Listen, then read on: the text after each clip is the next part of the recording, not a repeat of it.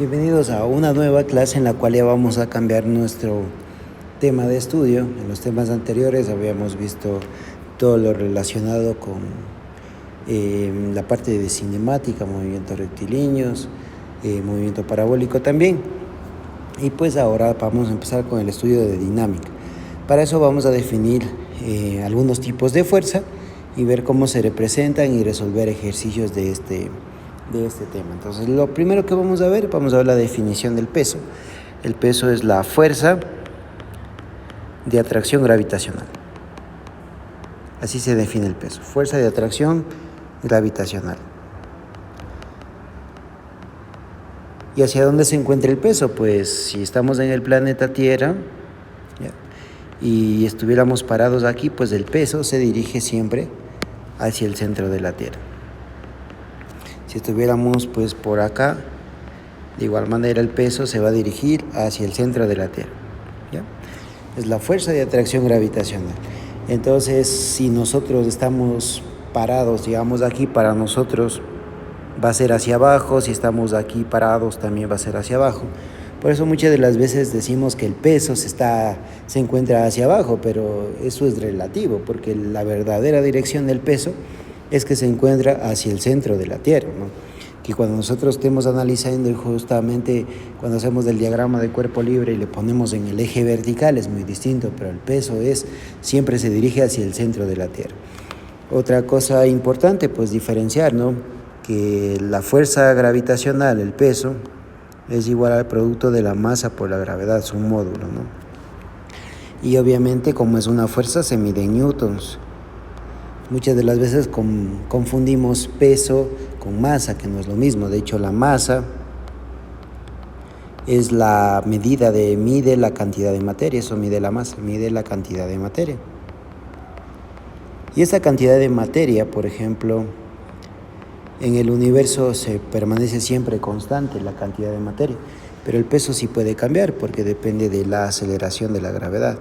Entonces, si tu masa podríamos decir que es constante, pues la gravedad cambia, entonces el peso es lo que en realidad va cambiando. Si tú fueses a medir tu peso en la Luna y en la Tierra, pues cambiaría, porque la aceleración de la gravedad pues es distinta o depende del planeta que se esté analizando. Eso es muy importante. Eso es muy importante de reconocer. Ahora sí, vamos con otro tipo de fuerza, vamos con la fuerza normal, ¿ya? De hecho, si nosotros mencionamos la primera fuerza, que era el peso, la fuerza de atracción gravitacional, nosotros si estamos parados, por ejemplo, sobre la superficie terrestre, ¿por qué no nos vamos hacia el centro de la Tierra? Pues precisamente porque existe una fuerza, la fuerza normal. Esta fuerza normal es una fuerza por contacto. Una fuerza por contacto entre dos superficies.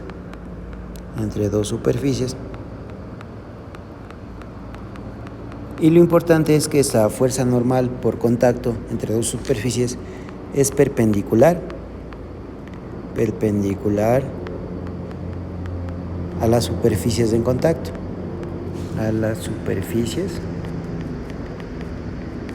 contacto. Claro. Entonces, si yo estoy parado sobre una superficie, entonces la fuerza normal es la que impide que básicamente me hunda o que me vaya hacia el centro de la Tierra. Si yo quisiera representar la fuerza normal en este caso, pues sería así, ¿no? Esa sería mi fuerza normal en este caso. Ahí está la fuerza normal. Es perpendicular a la superficie en contacto. La superficie sería esta, pues así estaría la fuerza normal, ¿no? La fuerza normal. De igual manera, si estoy apoyado, qué sé yo, en dos superficies, si yo pongo aquí una pared y está aquí mi mano y están aquí mis pies, yo tendría dos superficies de contacto, por lo tanto yo tendría aquí dos fuerzas normales. Entonces tendría la fuerza normal que hace el piso sobre mí, y aquí tendría para la izquierda la fuerza normal que hace la pared sobre mí. Entonces siempre pongo lo que hacen los cuerpos sobre los otros cuerpos sobre el objeto que estoy analizando, en este caso esta persona. De igual manera, si estuviese en una superficie inclinada, estoy caminando, estoy subiendo por esta superficie inclinada. Entonces, si yo cojo aquí y me dibujo, la fuerza normal pues estaría perpendicular a la superficie de contacto. Esta sería la fuerza normal en este caso, perpendicular a esta superficie, 90 grados. Eso significa perpendicular. ¿Qué más si yo tengo, imaginémonos dos superficies y tenemos una pelota aquí, ¿ya? Y esa pelota es tangente a esta superficie? A ver, veamos aquí, imaginémonos que tengo esto, y esa pelota es es tangente a dos superficies, como esto, por ejemplo, algo así, algo parecido, que le toque solamente en un punto. Tangente es que le toque en un solo punto, ¿no? Entonces, estas dos superficies que tenemos aquí, si yo quisiera hacer el diagrama de cuerpo libre, o solamente, no el diagrama de cuerpo, representar la fuerza normal para este ejemplo, sería algo parecido a esto. Aquí tendría la fuerza normal que le hace a una superficie. Aquí tendría, pues vamos a dibujarle bien. Aquí tendría la fuerza normal. Vamos a borrarle bien, ya. Aquí está la fuerza normal que le hace una superficie. Y aquí estaría la otra fuerza normal que le hace la otra superficie. La fuerza normal 1 y la fuerza normal 2, que es perpendicular a las superficies en contacto. Como solo se tocan en un puntito, pues sería algo parecido a eso. Ahí estaría la forma de representar la fuerza normal. Y esa es estos dos tipos de fuerza. Ahora vamos con la fricción, o también fuerza de rozamiento, no conocida también como fuerza de rozamiento. Esta fuerza también es por contacto, ¿ya? Entonces, son fuerzas en contacto también, al igual que la normal. Entonces, esta es una fuerza por contacto.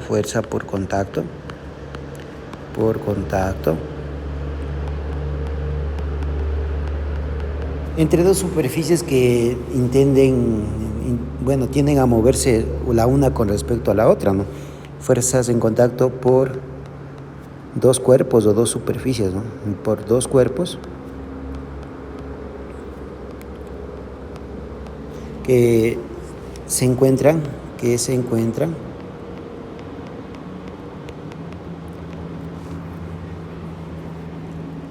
en movimiento relativo.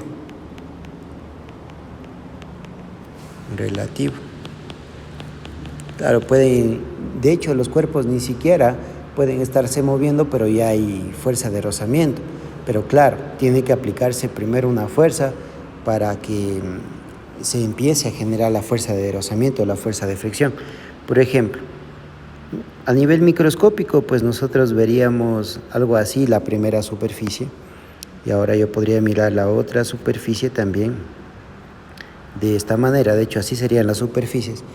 Y pues el momento de que este pico de aquí se inserte aquí en este huequito, pues se genera la fuerza de fricción. Y obviamente cuando yo aplico una fuerza para la derecha, ¿ya?, mi fuerza de rozamiento va a estar para la izquierda. Se opone al movimiento relativo. Eso también es lo importante de la fricción. Entonces la fricción se opone al movimiento relativo. Entonces se opone al movimiento relativo. Ya vamos a ver qué es esto del movimiento relativo. Porque a veces pensamos que la fricción se opone siempre al movimiento, pero es al movimiento relativo.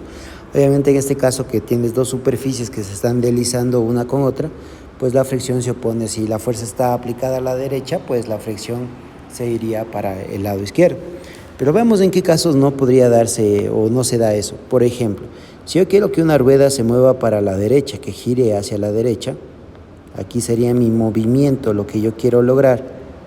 Ya, yo quiero que mi movimiento sea para acá. Entonces, aquí, qué sé yo, tenemos un camino, etcétera. ¿Ya? Y obviamente, si quiero moverse, pues esto debería girarse para acá, pues, ¿no es cierto? De esta forma. Entonces, ¿qué es lo que sucede? Yo tengo que fijarme aquí, en este punto de contacto. Entonces, como el movimiento quiero que sea para la derecha, mi cuerpo tiene que girar en ese sentido, en sentido horario en este caso. Entonces, ¿quién me ayudaría a moverme en este caso? Es la fuerza de fricción. o la fuerza de rozamiento.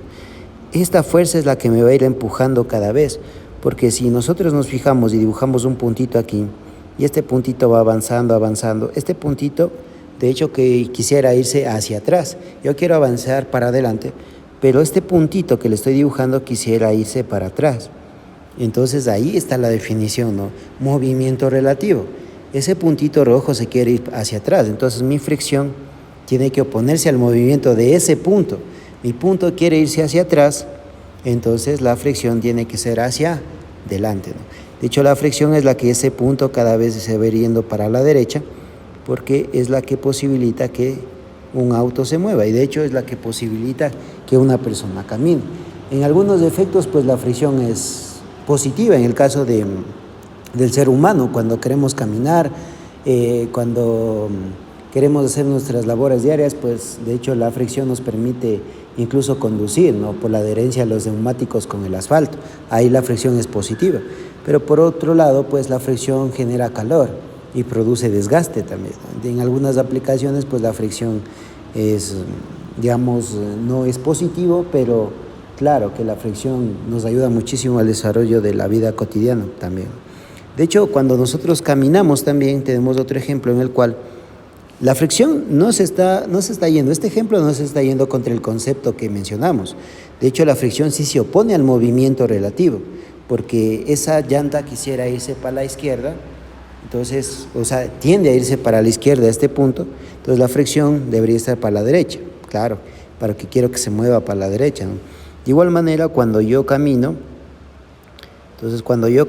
empiezo a caminar hacia adelante, yo quiero caminar hacia adelante del movimiento, lo que sucede es lo siguiente, que si no existiera fricción, nosotros nos resbalaríamos, pero nuestros pies se irían hacia atrás, al igual que en las llantas. Entonces, este punto, si no hubiese fricción, imaginémonos que ahí está agua con jabón, entonces cuando yo camino, pues pierdo la tracción.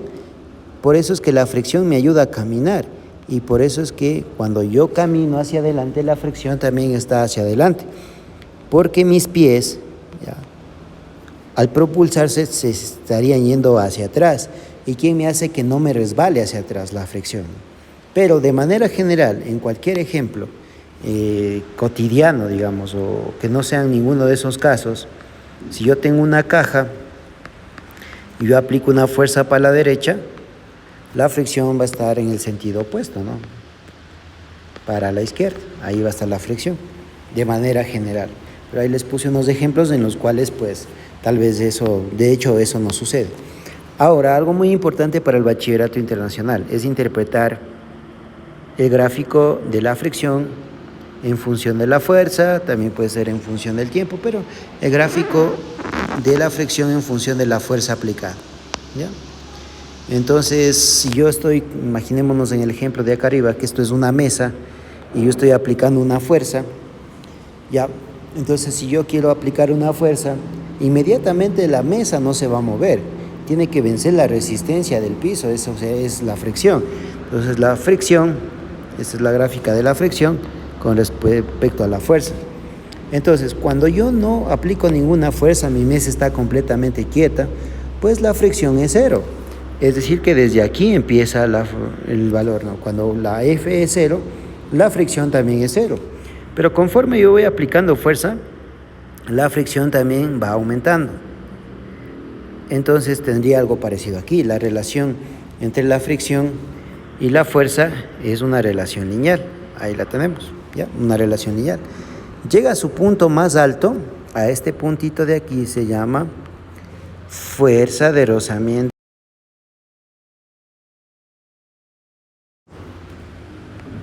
¿Ya? Fuerza de rozamiento máxima. ¿Cuál es la fuerza de rozamiento máxima? Pues es cuando ya el objeto está a punto de moverse. Este puntito es cuando ya está a punto de moverse, ¿ya? Entonces, de hecho, de manera experimental también veremos qué es lo que sucede, ¿ya? Que cuando esto sucede, ahora hay un decaimiento aquí de la fuerza y luego pues se mueve de esta manera, ¿ya? Entonces, aquí ahí se distinguen dos zonas perfectamente, ¿ya? Esta zona de aquí que estoy dibujando Esta es cuando la zona estática, es decir, cuando el objeto todavía no se mueve.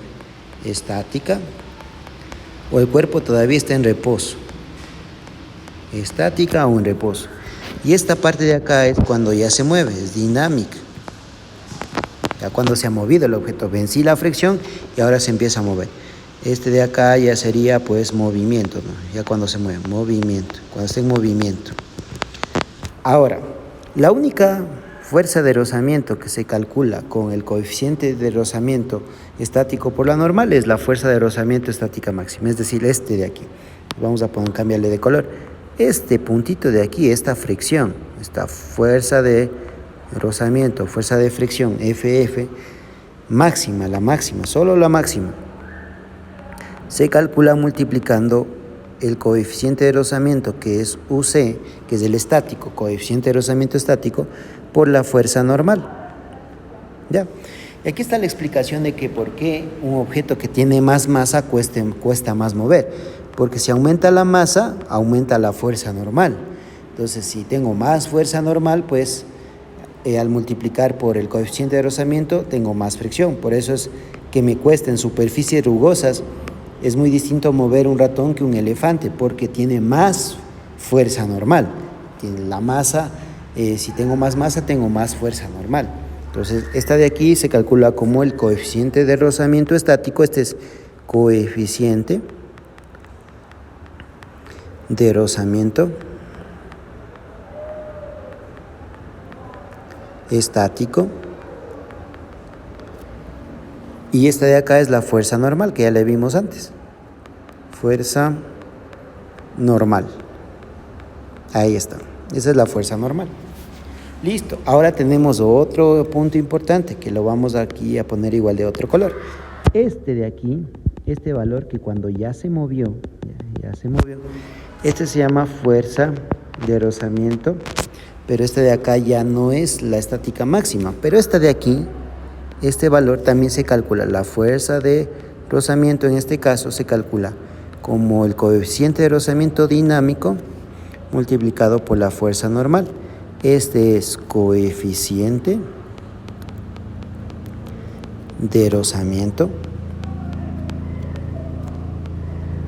dinámico. Es cuando ya se mueve. Entonces siempre, pues el coeficiente de rozamiento estático es más grande que el coeficiente de rozamiento dinámico, ¿ya? Ahora, ¿y qué pasa con esta parte de acá, ¿no? Con esta parte de aquí hasta acá. Es decir, cuando esto que está marcado es cuando el objeto todavía no se mueve. Esa fuerza de rozamiento es menor que el coeficiente de rozamiento estático multiplicado por la fuerza normal. Es menor. Toda esa parte que está ahí marcada es inferior. ¿Y cómo se calcula ahí? Pues haciendo sumatoria de fuerzas o aplicando las leyes de Newton. Entonces, esas son las partes más importantes que uno tiene que entender para calcular bien la fricción, entenderle bien a la fricción. Entonces, yo voy aplicando fuerza, la fricción va aumentando. Cuando llega un punto, pues que ya ese valor de la fricción se hace máximo, y de ahí pues ya logro mover el objeto, y de ahí pues ya no me cuesta tanto mover al objeto porque vencí la fuerza de rozamiento estática máxima, que sería esa, ¿no? La que está en el punto. Y así se comporta de manera experimental. Así se comporta la fuerza de rozamiento de manera experimental también. Esa es la fuerza de rozamiento. Entonces, solo la fuerza de rozamiento máxima se calcula como el coeficiente de rozamiento por la normal, como está aquí. Coeficiente de rozamiento por la normal, ¿ya? Y la fuerza de rozamiento ya cinética, digamos, cuando ya te mueves, o dinámica, sería pues el coeficiente de rozamiento dinámico pues por la fuerza normal. Así la calcularía. Y toda esta partecita de acá, desde aquí hasta acá, eso pues solamente eso es inferior al valor del coeficiente de rozamiento estático multiplicado por la normal, porque ahí todavía no se mueve. En toda esa parte significa que aún no se ha movido el objeto, que la fuerza que hemos aplicado no es suficiente para el inicio del movimiento. Así, muy bien. ¿Qué más? Pues ahora sí vamos a hablar un poquito de la ley de Hooke cuando tenemos un resorte. Pues cuando tenemos un resorte, ¿ya? Cuando ese resorte, tenemos un resorte, y si a ese resorte no le hacemos absolutamente nada, no le molestamos a ese resorte va a permanecer en su longitud natural, así se llama. ¿Cuál es la longitud natural? De la forma que le construyeron ese resorte, sin aplicarle ninguna fuerza, nada. Eso se llama LO, que es longitud natural, así se llama. La longitud natural de ese resorte. Ahora, si a ese resorte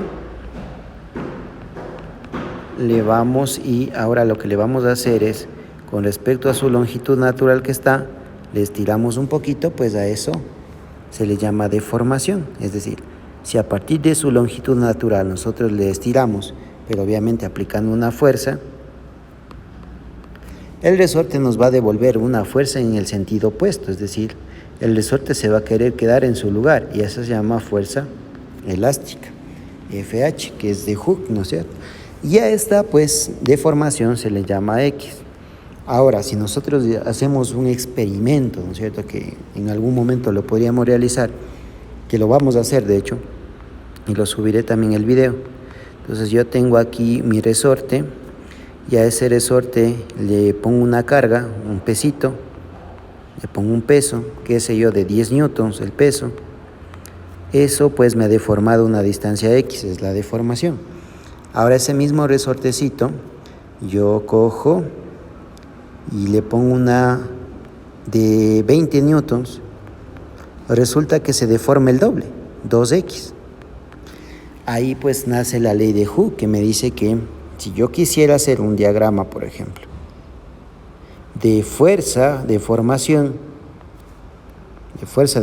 del resorte, así, la X es la deformación. Si yo hiciera este experimento, así aumentando o duplicando los pesitos, las pesas, resulta que me da una relación lineal, y esta es la ley de Hooke, ¿no? Entonces, en la cual, pues la fuerza aplicada al resorte es directamente proporcional a su deformación. Entonces, el FH es directamente proporcional a la deformación, y es una relación lineal. Y si nosotros calculáramos la pendiente de esto, nos va a dar una constante, y esa constante se llama K. Pues, ¿qué ha sido la K? Básicamente es la pendiente de la gráfica fuerza versus deformación. Si sacas la pendiente del gráfico fuerza-deformación, estarías calculando la constante del resorte. De ahí la que es la ley de Hooke, me queda que la fuerza es igual a la constante del resorte multiplicado por la deformación. ¿De qué depende de esta constante del resorte? Esta es la constante del resorte. Constante del resorte. Esta constante del resorte depende del material, del diámetro del resorte. Por ejemplo, un lápiz con su resorte, para que salga a la punta y se meta a la punta del lápiz, va a tener una K distinta que un resorte utilizado, qué sé yo, en una amortiguación de un vehículo. Entonces la K depende de algunos aspectos como su diámetro y también su material. Esta es la deformación. Siempre que nosotros hagamos en un resorte, ¿no?, la gráfica fuerza versus deformación, vamos a tener una línea inclinada de esta forma, con una pendiente, y la pendiente va a ser la constante del resorte. Esa es la ley de Hooke. Entonces, si yo quisiera calcular la constante del resorte, pues lo que haría es un experimento en el cual voy variando los pesos, y al ver cómo varía los pesos, me sale una línea inclinada, calculo la pendiente, y esa sería la constante del resorte, ¿no? Obviamente yo a mi resorte no solamente lo podría estirar, también lo podría comprimir, ¿no? Todo lo que le haga a partir de mi longitud natural, o comprimir o estirar, esa va a ser mi deformación. Lo que haga a partir de mi longitud natural va a ser una deformación. Y lo que le caracteriza a un resorte es que cuando se le aplica una fuerza, se deforma, pero si yo dejo de aplicar esa fuerza, regresa a su longitud natural. Esa es la definición de un resorte perfecto, ¿de acuerdo? Si yo ya aplico una fuerza y ese resorte no regresa a su longitud natural, pues ya no estaríamos diciendo que es una relación lineal, ¿no? Entonces, ya deberíamos aplicar otras leyes, ya no se comportaría elásticamente como debe un resorte, ¿no? En este caso, ¿no? Ya estaría deformado. Muy bien, listo. Otra que vamos a ver, pues otra fuerza, y con eso ya en el siguiente video de esta semana mismo vamos a resolver ejercicios. Bueno, no, vamos a ver esto y también vamos a ver los conceptos de las 3 leyes de Newton, y con esos conceptos pues terminaremos este video, y luego pues vamos a hacer ejercicios con esas leyes de Newton y para ver cómo se puede aplicar a la solución de los problemas. Vamos con la última fuerza, tensión, o en algunos libros también le llaman tracción, ¿de acuerdo? Esa fuerza de tensión, pues esta fuerza es la fuerza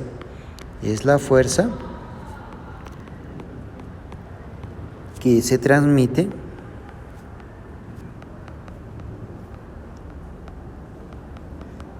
a través de una cuerda, ¿ya? A través de una cuerda. Cuerda puede ser un cable, puede ser un hilo, puede ser una cadena, etcétera, etcétera. Algunas otras cosas. Pero lo importante es que si yo tengo una cuerda y aplico una fuerza, pues esa fuerza genera aquí tensión, ¿no? Y esa fuerza se transmite de igual magnitud en cualquier parte de la cuerda, ¿ya? Entonces, estos valores de fuerza pues se transmiten siempre en cualquier parte de la cuerda. Y obviamente las cuerdas solo funcionan a tracción, es decir, cuando están estiradas. Ahí pues trabajan adecuadamente, como una banda de vehículo. Podría trabajar siempre y cuando esté bien estirada. Entonces esa es la característica de estos elementos, ¿no? Y claro, si yo tengo una cuerda, y a esa cuerda, qué sé yo, le corto y tengo 2 partes, esta parte y esta parte. Cuando hago eso, ya las dos son 2 cuerdas completamente distintas. No puedo decir que tienen la misma tensión, a pesar de que haya comprado esa cuerda en la misma tienda, pues va a perder mis características. O si a una cuerda le hago un nudo, pues también aquí ya pierde sus características de transmitir la misma cantidad de fuerza. Por eso, si yo tengo un ejercicio en el cual tengo aquí un rótulo, o puedo tener, qué sé yo, aquí tengo una cuerda, por acá tengo otra. Entonces, si yo tengo aquí esto, un rótulo, ¿no es cierto? Aquí tenemos un rótulo de bienvenidos, por ejemplo, al BI, Física BI, la Física BI. Aquí yo tendría 2 tensiones, entonces tendría mi rótulo, de aquí tendría la tensión 1, que estaría así, y aquí mi tensión 2. Claro, son 2 cuerdas completamente distintas. Si no es continuo, si está unido continuamente, si por ahí veo un elemento extraño que tenga fricción o que cambie las propiedades de la cuerda, pues ya son 2 cuerdas distintas, a pesar de estar unidas, a pesar de haberlas comprado en la misma tienda, pues no tiene nada que ver. Entonces, si es un cuerpo continuo, pues ahí sí pues se cumple con esta característica de tener exactamente o transmitir la misma tensión. Bien, ahora sí, para finalizar, pues vamos a enunciar las leyes de Newton que vamos a utilizar. La primera, la ley de la inercia, también conocida como la ley de la estática o la ley del equilibrio, cualquiera de esas, ¿no?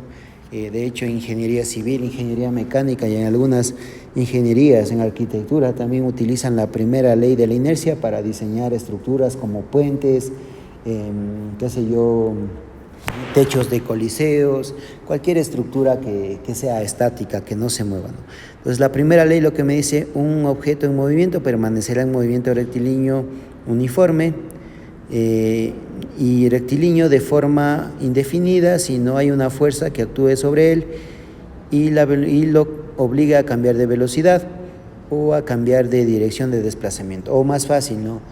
La primera ley de la inercia te dice que puedes aplicarla en 2 ocasiones: cuando estás en reposo, es decir, cuando no te mueves, o cuando te mueves con MRU. En esos 2 casos puedes aplicar la primera ley de Newton, que es la ley de inercia o la ley de la estática o la ley del equilibrio. Cuando una persona, por ejemplo, está sentada o está parada, ¿no? Imaginémonos aquí, tendríamos dos fuerzas, tendríamos, por ejemplo, la fuerza normal y tendríamos aquí la fuerza gravitacional. Para que esto esté en equilibrio se tiene que decir que la sumatoria de fuerzas es igual a cero. Entonces, la característica de la primera ley de Newton es que la sumatoria de fuerzas se iguala a cero, porque no hay fuerzas externas que cambien esa condición de movimiento, porque solo tenemos dos, ¿no? La fuerza normal que está hacia arriba, la fuerza gravitacional que está hacia abajo. Entonces estas dos, como están en equilibrio, son iguales en magnitud, pero claro, de dirección opuesta. Pero la clave es de la primera ley de Newton es que la sumatoria de fuerzas es igual a cero. Eso es del equilibrio. Todas las fuerzas que tengamos de izquierda, derecha, arriba, abajo, al sumar todas esas fuerzas, si me da cero, es que el cuerpo está en equilibrio estático, ¿de acuerdo? Está en equilibrio, ¿ya? Y pues cuando lo aplico, cuando estoy en reposo, me muevo con movimiento rectilíneo uniforme, ¿ya?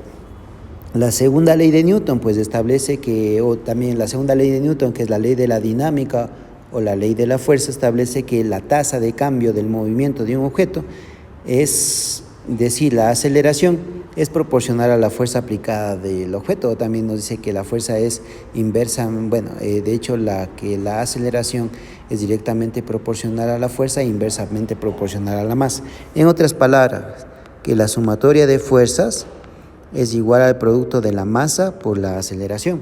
Y claro, aquí podemos ver más obvio esto, ¿no? Porque cuando es MRU era igual a cero, porque el MRU no tiene aceleración, y si multiplico la masa por cero, pues me queda cero, ¿no? Por eso es que para los dos casos, la sumatoria de fuerzas en la primera ley de Newton es cero. En cambio acá ya cuando tengo aceleración es igual a masa por aceleración. Y la tercera ley de Newton, que es el principio de acción y reacción, establece que para toda acción existe una reacción opuesta y de igual magnitud. ¿Qué significa? Que si yo estoy aplicando fuerza, por ejemplo, a una pared, ¿ya? La pared me devuelve la fuerza de igual magnitud, pero dirección opuesta. Si yo analizo solamente a la persona, yo tendría aquí una fuerza que hace la pared sobre la persona. Pero si yo analizo solamente a la pared, yo tendría una fuerza que hace la persona sobre la pared. Estas dos fuerzas son igualitas, estas dos, pero de dirección opuesta. Ese es el principio que nos hace posible pues, los viajes hacia la luna, ¿no? Que iremos viendo, pues poco a poco va avanzando esto. Y hasta aquí llegaríamos con este video. Hemos visto las 3 leyes de Newton. En el siguiente video vamos a hacer ejercicios de aplicación de la primera ley. Y luego pues en los videos posteriores seguiremos aplicando las diferentes leyes.